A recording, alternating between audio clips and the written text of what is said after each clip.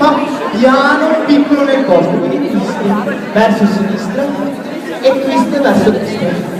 Poi c'è il tango, attenti a non dare belle di fianco, si va sempre verso sinistra e un po' verso destra.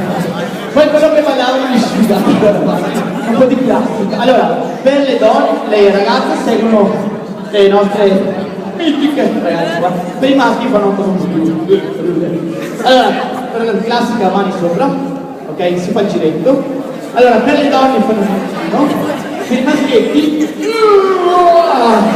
non sforzare troppo, ok? Quindi ripassando qui si sbaglio. Poco, un fatto, fatto il segno e poi si vede la maionese, ok? E poi c'è la polpetta, ma vabbè, un po' di chiaro? Ma allora a posto potrebbe andare?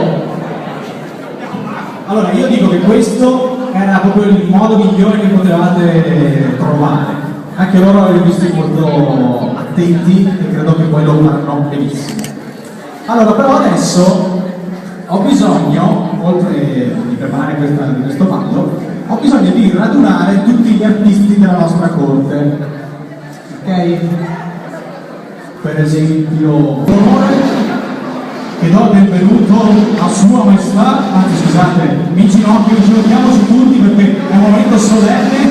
Giù, cercate di inginocchiarvi sui ceci, così anche dimostrate la vostra devozione al nostro grande re. Re Albertone primo!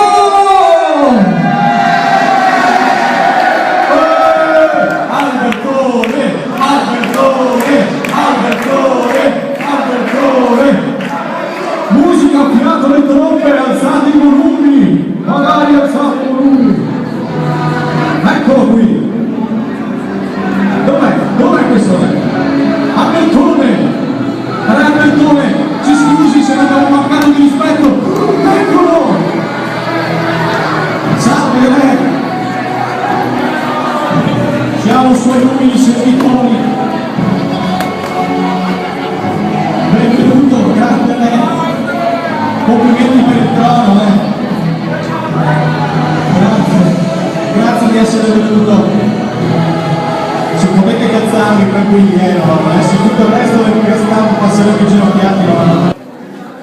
E allora ragazzi, che bello mondo!